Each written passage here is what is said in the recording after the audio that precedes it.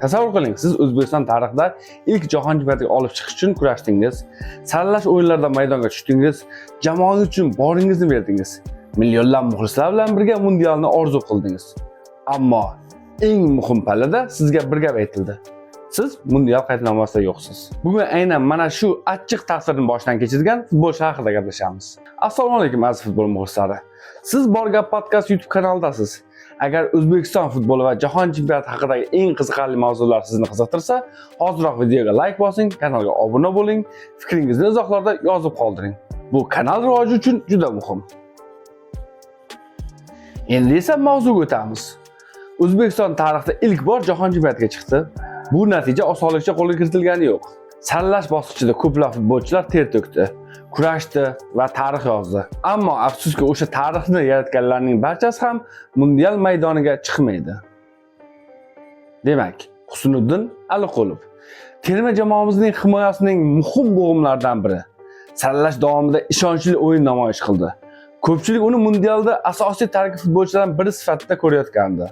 Ammo jarohat uning orzusiga to'sqinlik qildi. Futbolda ba'zan birgina jarohat yillar davomida kutilgan imkoniyatni tortib olishi mumkin. Hojimat Erkinov tezkorligi, kurashuvchanligi va qanotdagi faolligi bilan saralash bahslarida terma jamoaga katta yordam berdi. Biroq murabbiylar shtabining yakuniy qarori bilan mundial tarkibidan joy olmadi. Azizbek Turg'unboyev har doim jamoa uchun mehnat qiladigan, maydonda borini beradigan futbolchilardan biri. Ammo yakuniy ro'yxat e'lon qilinganda uning nomi ham tarkibdan joy olmadi. Ammo eng og'ir va achinarli hikoya hali oldinda. Jaloliddin Masharipov O'zbekiston terma jamoasining eng tajribali futbolchilaridan biri. Saralash bosqichida jamoaga katta yordam berdi. U jamoa bilan Amerikaga bordi, mashg'ulotlarda qatnashdi, mundial havosini his qildi. Hammasi joydadek edi, lekin turnir boshlanishiga atigi 2 kun qolganda kutilmagan xabar e'lon qilindi. Jaloliddin Masharipov rasman mundial qaydnomasidan chiqarildi. Tasavvur qiling, siz jahon chempionatiga bordingiz, ammo maydonga tushish imkoniyatini eng so'nggi lahzalarda yo'qotasiz. Bu har qanday futbolchi uchun juda og'ir zarba. Shunday bo'lsa-da, bir narsani unutmasligimiz kerak. Bugun O'zbekiston jahon chempionatida qatnashayotgan bo'lsa, bunda aynan mana shu futbolchilarning ham hissasi bor.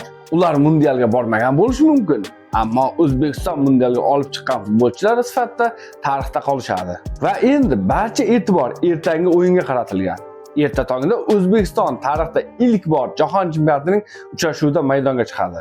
Millionlab muxlislar hayajonda, millionlab yuraklar bir maqsad uchun uradi. Ammo ko'pchilikni bitta savol qiynamoqda.